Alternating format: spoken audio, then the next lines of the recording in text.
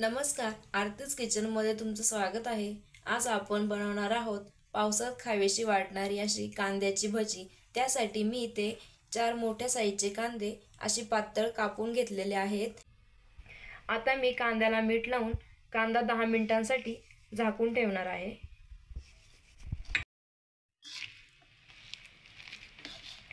कांद्याला व्यवस्थित मी मीठ लावून घेतलेलं आहे। आता आपण 10 मिनिटांसाठी झाकण ठेवून देणार आहोत।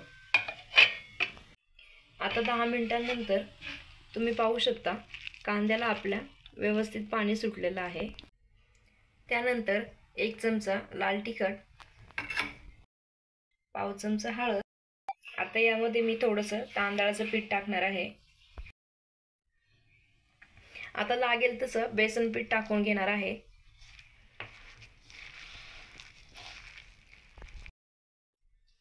खूप सारी कोथिंबीर। याच्यामध्ये मी वेगळं पाणी टाकलेलं नाहीये। कांद्याला जे पाणी सुटलं होतं त्याच्यामध्येच मी पीठ मळून घेतलेलं आहे। तुम्ही पाहू शकता भज्यांसाठीचं पीठ आपलं मळून तयार झालेलं आहे। आता मी ते भजे सोडून घेत आहे।